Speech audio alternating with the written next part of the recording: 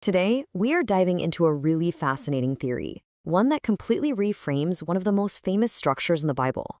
The idea that the tabernacle wasn't just a place to worship, but actually a detailed, hidden blueprint for the future. And this is the big question at the heart of it all.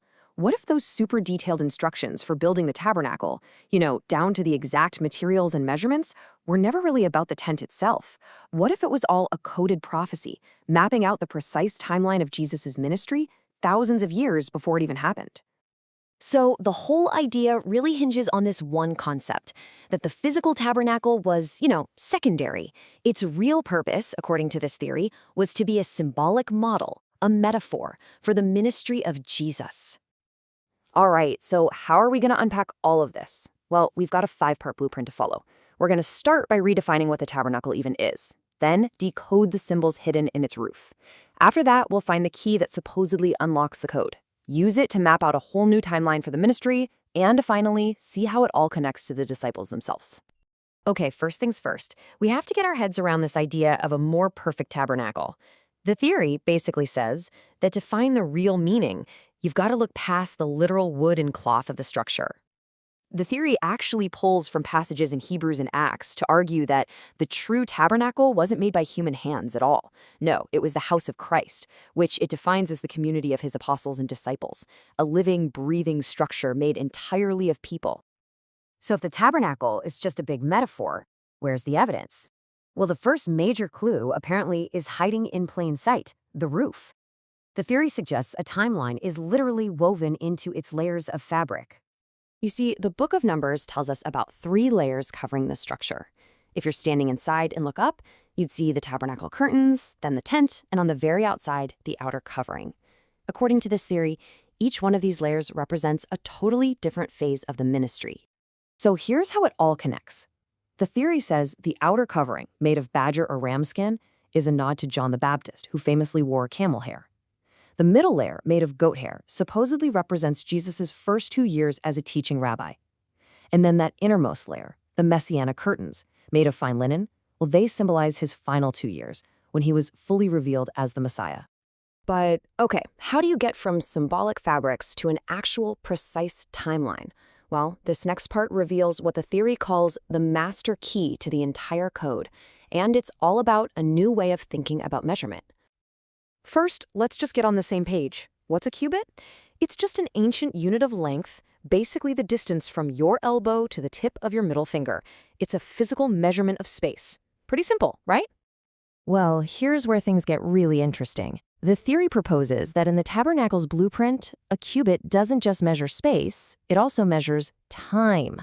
This is the big idea, the Rosetta Stone that unlocks everything else. The argument is that every physical dimension written in the text also has a hidden meaning in time. And now we get to the main event. Let's see how using this cubit as time key completely challenges the traditional timeline of Jesus' ministry. Okay, let's walk through the math here, step by step. First, the theory calculates the total area of those inner messianic curtains and veils. That comes out to 1,420 square cubits. Now, if we translate each one of those square cubits into 1 day, we get 1,420 days. Next step, we take an average Jewish lunar year, which is 355 days. And here's the kicker. Divide those 1,420 days by the 355 days in a year, and what do you get? Exactly 4 years. And this result is a direct challenge to the widely accepted view that the ministry lasted for about 3.5 years. According to this numerological blueprint, it was precisely 4 lunar years, a timeline hidden in plain sight in the fabric of the tabernacle itself. And the theory doesn't stop there. It points to the parable of the barren fig tree as backup. Remember that story? After 3 years without fruit, the owner is talked into giving the tree 1 more year, a 4th year, to finally produce. And that lines up perfectly with this 4-year timeline. But believe it or not, this blueprint theory isn't just about time. It goes even further, mapping the physical parts of the tabernacle to the actual people and places of the ministry. The interpretation gets even more specific from here. The theory suggests that the 48 wooden boards that made up the walls actually represent the 25 key cities of the ministry. And what about the 50 golden clasps holding the curtains together? Well, they're said to symbolize 500 of Jesus's disciples. And you might be wondering, how do you get from 50 clasps to 500 people? Well, here's the logic. The theory connects the 50 clasps to the 500 disciples mentioned by the Apostle Paul. The thinking is that there were about 20 key believers in each of those 25 cities, making 500 people in total. And these people are symbolized by the clasps holding the entire living temple together. So, you see the bigger picture here? The idea is that nothing is random. Every board, every clasp, every single curtain is a symbolic piece of this living temple, the community of people who followed him. And that brings us to one last really compelling number, 4,920. What on earth could that possibly represent? This is the final piece of the puzzle, according to the theory.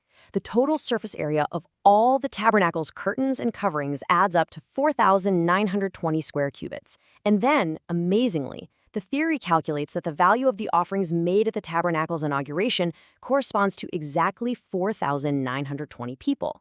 So in this view, the physical size of the blueprint perfectly matches the number of people it's meant to represent. It's pretty wild. And so that leaves us right back where we started, with a huge question.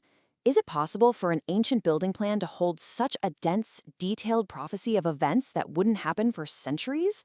Or is this an absolutely brilliant masterclass example of finding meaningful patterns in ancient texts? That's the question this theory leaves us to think about.